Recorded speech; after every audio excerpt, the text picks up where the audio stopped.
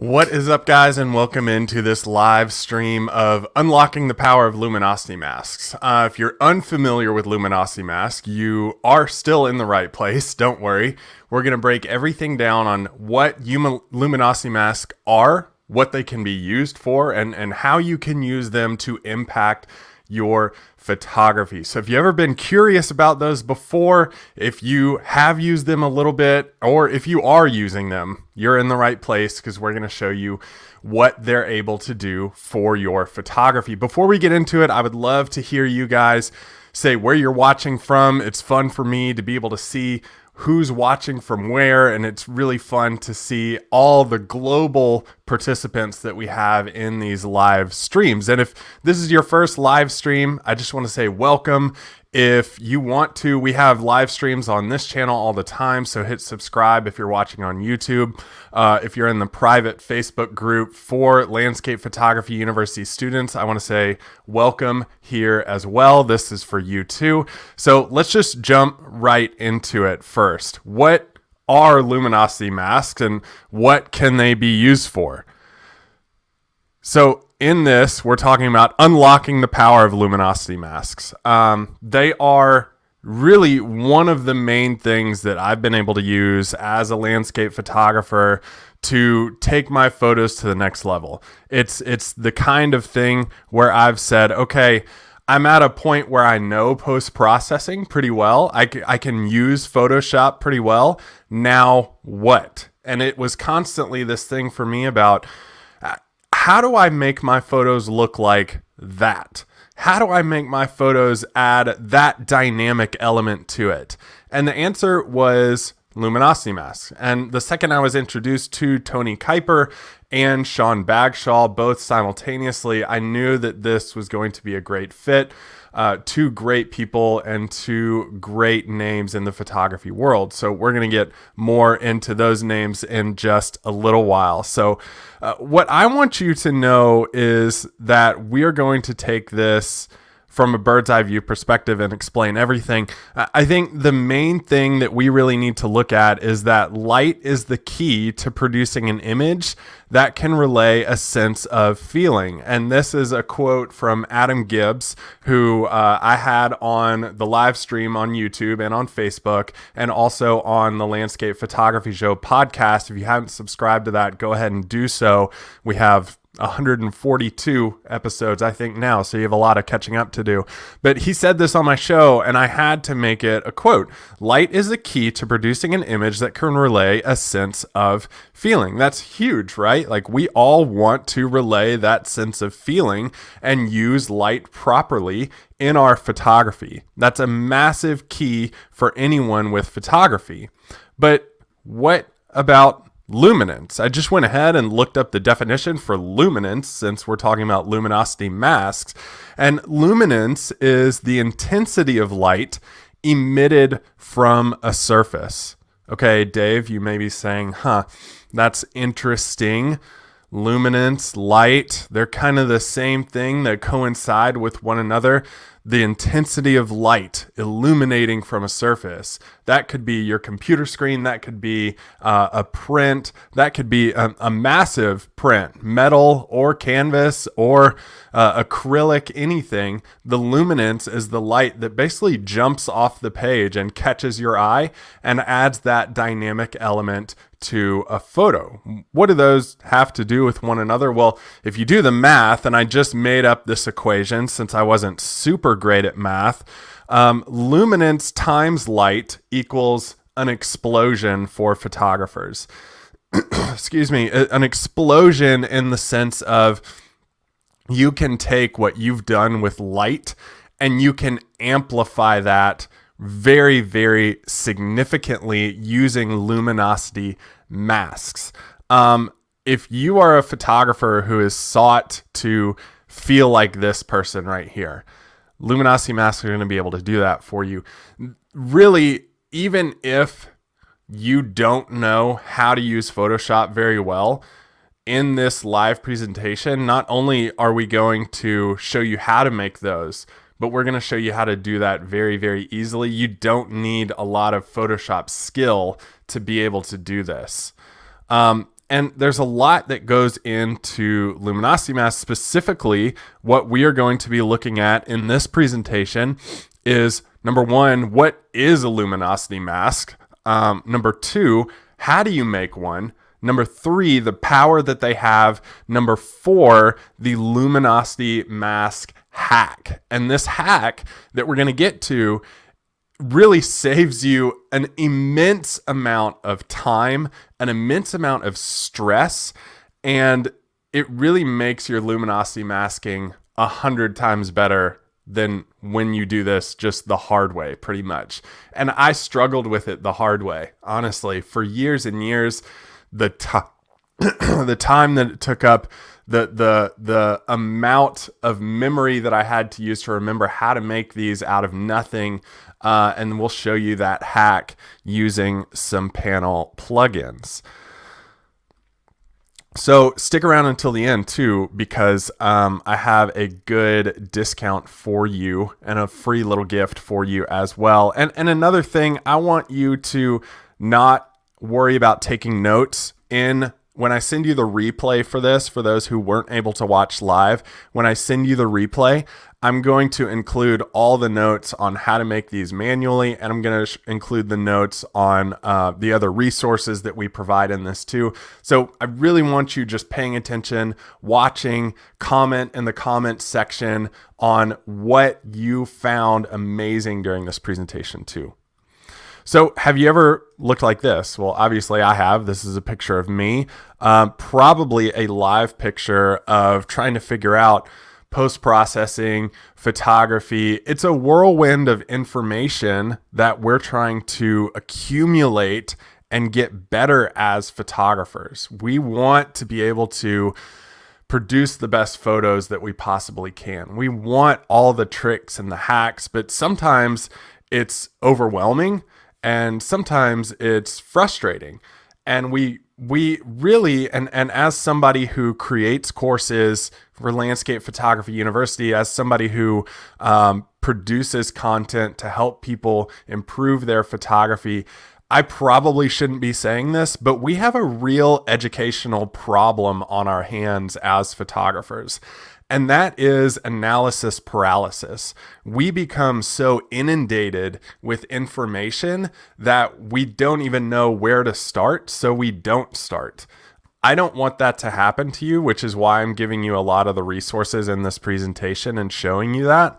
But I want you to be sure that you just watch this through, know you're going to receive the notes, and know that we are going to present this in a simple way that's going to give you clarity, confidence, and this is applicable information that you can apply to your own photography. So really pay attention to this, because I don't want you feeling like this.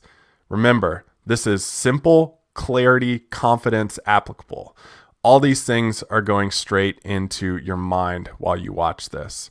So the question of the day that I have for you is, have you used luminosity masks before? Are you using them right now? Is this your first introduction into luminosity masks specifically? And, you know, we have comments coming in from people who are watching all over the globe right now, Tucson, Arizona. Somebody is using TK panels for luminosity masks. We'll get into more information on that. Raleigh, North Carolina, Pennsylvania, Virginia, so many people. Are you using luminosity masks right now? And that's a really important question, because even if you are, you might see something in this presentation that can spark your curiosity. So what is a luminosity mask? Like, what are you even talking about? Are you talking Japanese right now? No, I wish I could. That would be a lot cooler. But no, I'm not. What is a luminosity mask? Let's break it down in the simplest form possible. What are these and how do you use them? First, what are they? You know, the camera in our computer, they don't perceive color the same way that we do. We don't perceive color the same way computers do. So what happens here is we're able to perceive color, we're able to perceive light, understand that, and we're able to imagine that in our mind. It's the same thing with white balance. If I hold up just a standard sheet of white paper, you can say, okay, this is white. But the webcam you're watching on right now might see wavelengths coming off of this and try to white balance it as blue, yellow, red, orange, anything like that. So what we need to do is understand that we aren't seeing color. We aren't seeing the luminance or the brightness of those pixels the same way. So every single pixel in a photograph like this is registered with a luminance value. So all the pixels have numbers attached to them and have luminance values attached to them. So we see, there's some yellow, there's some blue, there's some darks, there's some brights. In this, there's some blues, browns, grays, reds. In this, there are some blues, oranges. You see the theme of my photography showing up. I like blue in photos. Really, we're seeing all of these colors.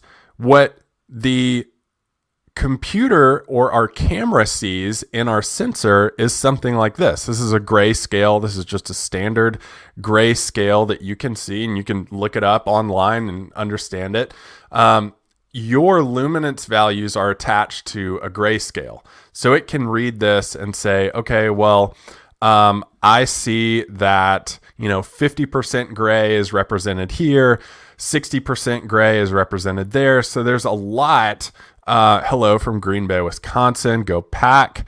There's a lot that's going on in the values attached to your photography that you need to be aware that your sensor, your camera, and your computer are reading. And those are the luminance values for that. So a luminance value can look something like this, but your computer or your camera see it completely differently. So this area of the mountains is a little bit darker. It's this dark blue, this purple. They see it as a luminance value in those pixels. This mountain has a completely different value because it's a little bit brighter. The sky has a completely different luminance value because it is a little bit brighter.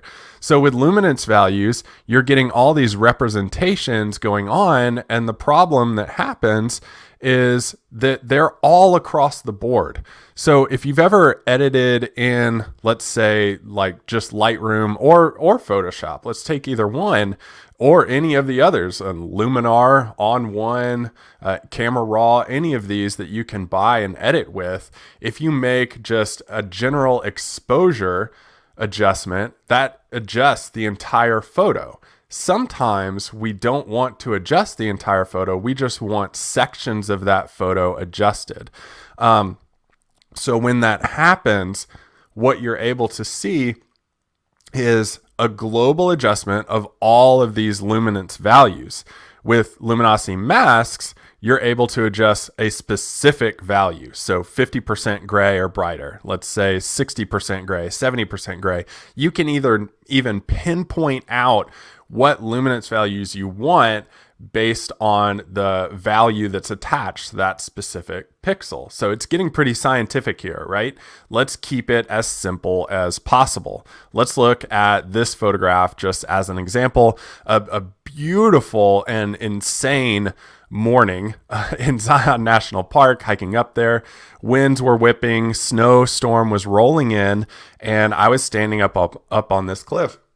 And what I began to notice was there were specific areas in this photo that were lighting up with the sun passing through these clouds. So I was photographing based on that light in particular. Remember what Adam Gibbs said in the beginning of this presentation was, light impacts the feeling that one has. So I'm looking at light, I'm looking at how it's dancing around in this mountain valley, and I'm trying to see different areas of how I can emphasize that light.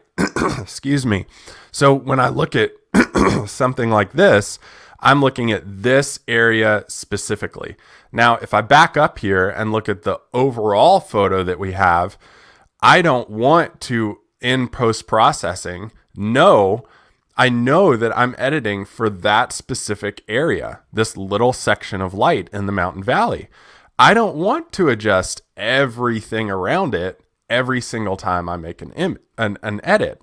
And there are certain selection tools that you can use to do that. You can use like a radial filter in Lightroom. You can use your brush filter. There are lots of things that you can do, but the massive control that you have is with Luminosity Mask, because I can say, hey, computer, I want you to pinpoint exact numericals of luminance values for that area. And let's say that's like 80% gray.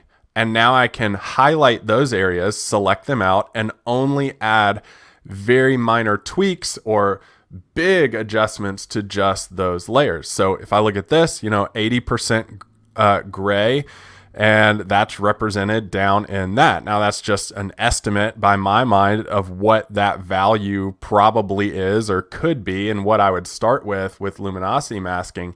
But it just shows you the ability that you have to say, whoa. I've already edited everything. I don't want to brighten the mountains around it. I don't want to brighten, I don't want to rely on my finger and mouse just to click and say, I want to select just this area. These are exact selections of luminance values to help you edit exactly what you want.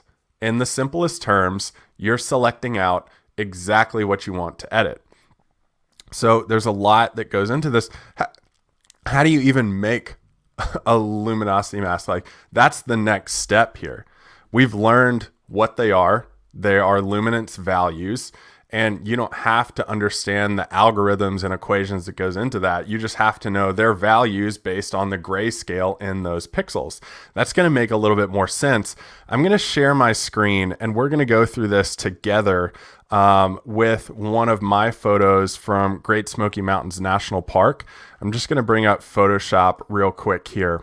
And as you see on my screen, you see this photo of just a beautiful waterfall scene that has a lot of luminance values to it. You see brights and darks, brights being the waterfall area right here, the reflection off of the surface of the water, the glow of the trees in the background, but there are also some really dark areas, these tree shadows back in here. How do you pinpoint out what those are and what you want to do? Let's look at this the manual way on how to do this, and the way that I used to do it before discovering this hack. So if you want to just do this like the old school manual way, you can definitely do that. What you want to do is come to your channels area, and channels is just this little icon. If you don't see that, you can go to window, go down to channels. And what I'm going to do is hit Control or Command on a Mac, and I'm going to click the RGB channel. That's red, green, blue channel. You don't have to click anything else. They're already laid out for you underneath that. And you'll see your photo completely changed in Photoshop. You have a lot of dancing ants, as we call them in the photography world, dancing around your image. And that is a selection based on that RGB. That is basically your luminosity mask right there. It's taking the brights 1 area, the brights 50% gray and brighter, and it's selecting those out for you just by clicking Control or Command and selecting that RGB channel. Now you go up to select up here in the top, and you'll come down here to save selection, and let's just name this brights 1. Hit OK, and now you have your brights 1 channel. To see what this looks like, I'm just going to select out just the brights 1 channel, and you can see I'm going to hit Control or Command D to deselect that selection.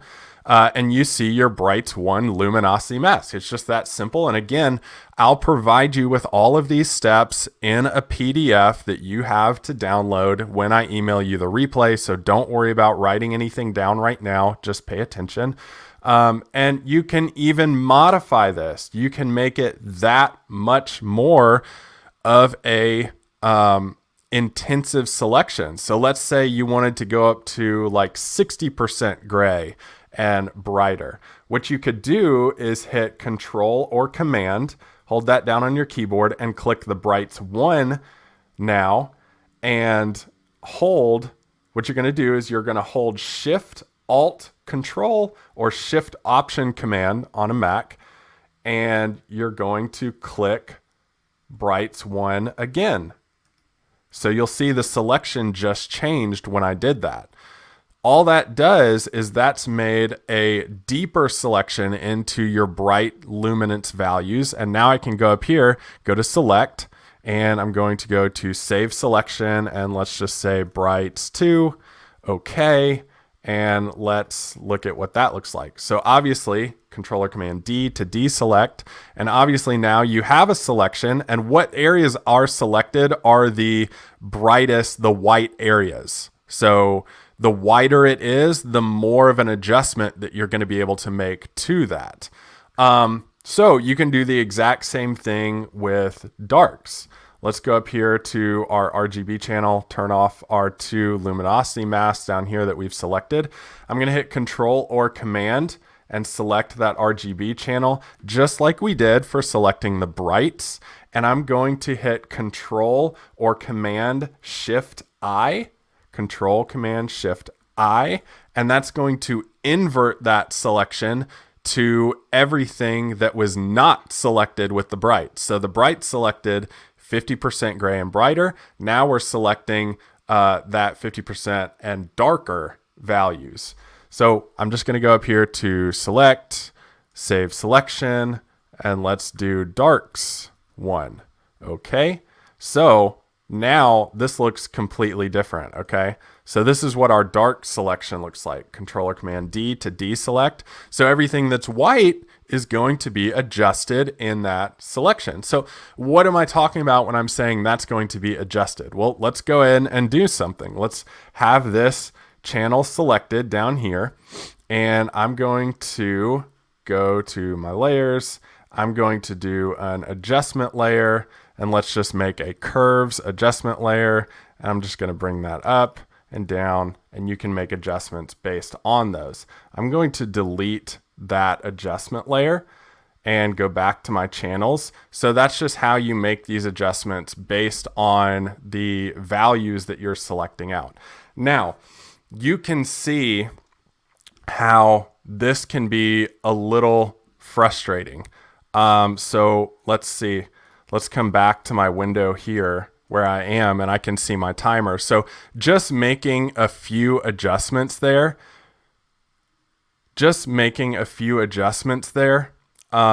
took about 10 minutes.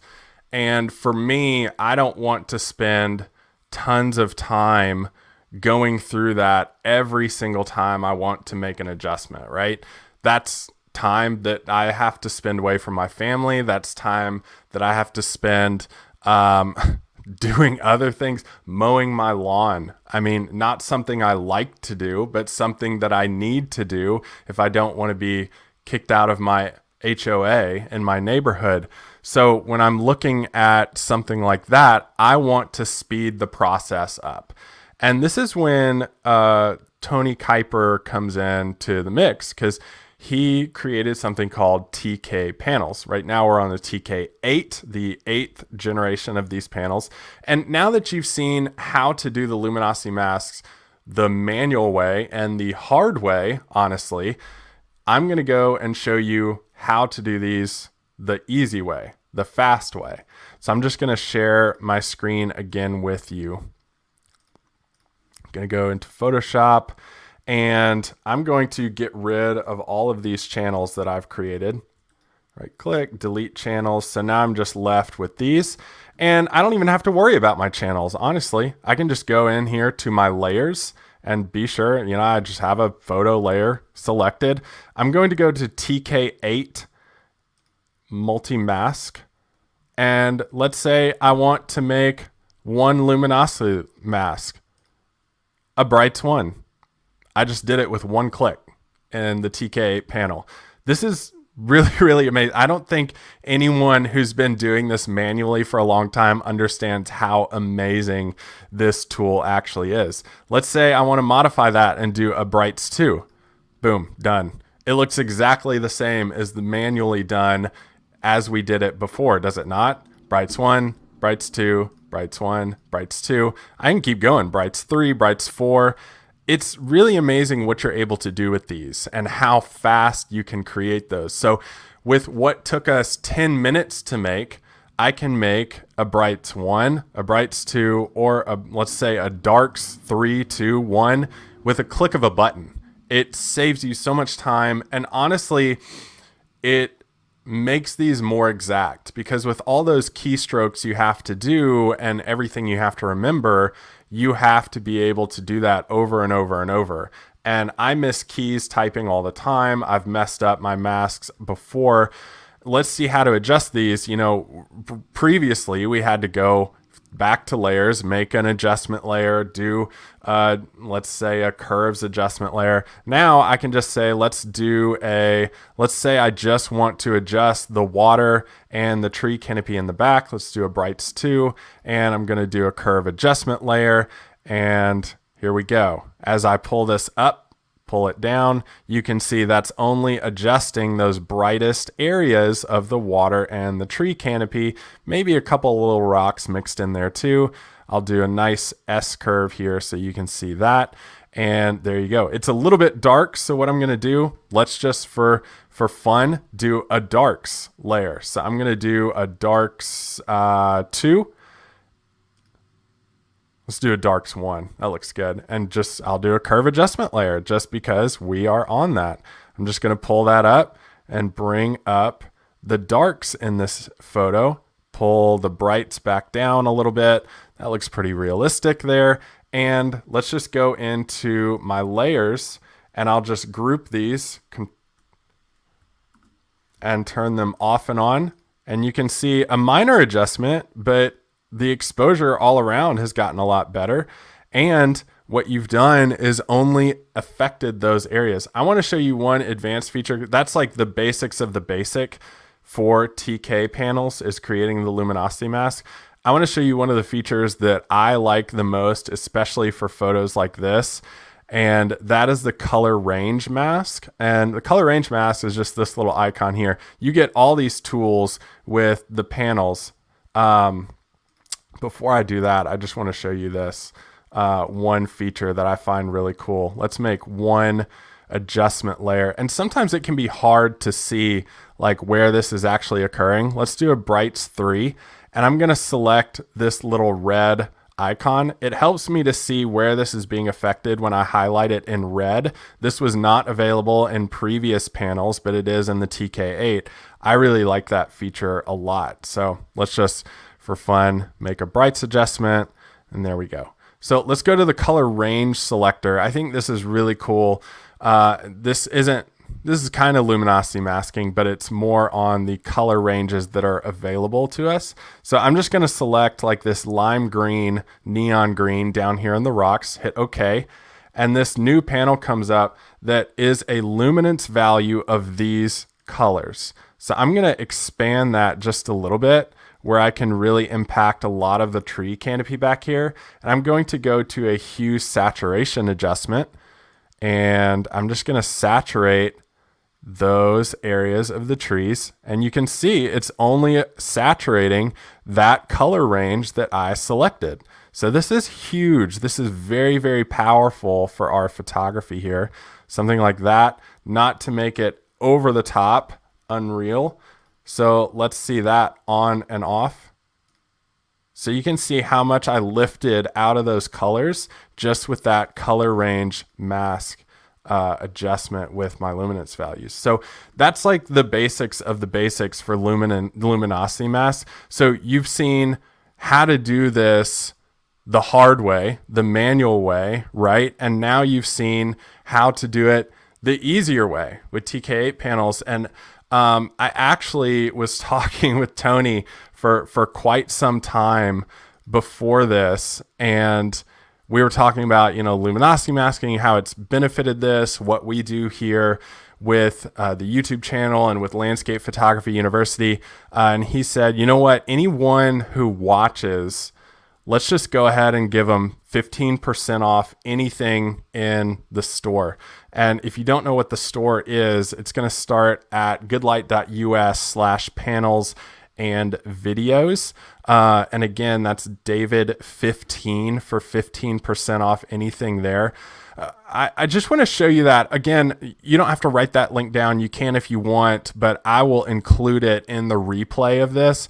Basically, you get access to all the powerful tools that you just saw, plus resources on how to use those. So this gave you a broad overview of luminosity masking and how to do that with the hard way and the easy way. Now, this is the resource, the tool for you at a 15% discount. Not only that, but the educational side of it too. Just to show you, I'm going to show you Tony's website here and go into this. So I'm just going to go into Tony's website that you can see. So here's all the things that you can get for 15% off that I think are going to bring you tons of value. You can do just the basic luminosity mask, basic panel. That's absolutely free. You can get that right now. You don't even have to pay for any of this stuff. You can get just the luminosity masking panel for free if you download it here. And again, I'll include these links for you in the replay email. Or you could get the TK8 plugin for $29, 15% off of that.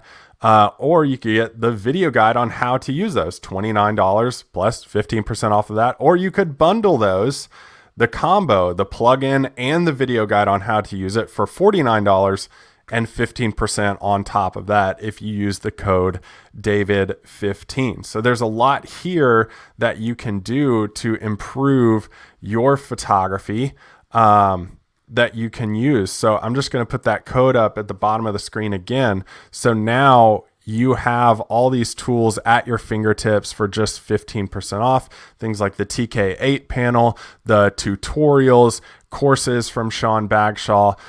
So now you've seen how to actually use those in Photoshop and how to apply them.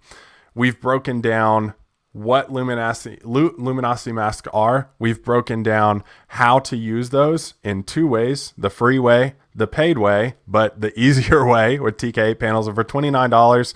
Like, that is literally nothing. I just spent $100 at Best Buy this morning, so $29 for that is literally nothing for a tool this powerful. So again, David 15 for 15% off of those. And if you are new to luminosity masks or new to the TK8 panel, let me know in the comments section. I would love to know as we land the plane here and wrap up. Remember, watch for the email for the replay if you want to watch how to do all this stuff again. I'll provide you and lay out the steps to take to create those luminosity masks. And I'll also provide you with the links to Tony's site, the TK panels, and the coupon code that you can use for those for watching this presentation. So first of all, I just want to say on behalf of myself and Tony, honestly, that we've been talking in the behind the scenes on how to put this on and what value you guys could get out of it. I just want to thank you for coming here and being a part of this presentation, and also thank you for spending your time. I know your time is valuable. You got work, you got kids, family, errands to run, food to make, yards to take care of, whatever you do. Thank you for being here. I really appreciate it. So yes, let's just show this right now. Please create more videos with more advanced usage of TK8. That's coming in the future. So be on the lookout for those. In the meantime, I'm going to continue providing content that's going to help you improve not only your editing, but your photography in general on how you can do that. So Hans, watch for that in the future. And also, Hans said, great presentation. Thank you so much. We had people showing up from France. We had people showing up from Green Bay, Wisconsin, Go Pack, hiding in or playing in London in this Sunday. So that's awesome.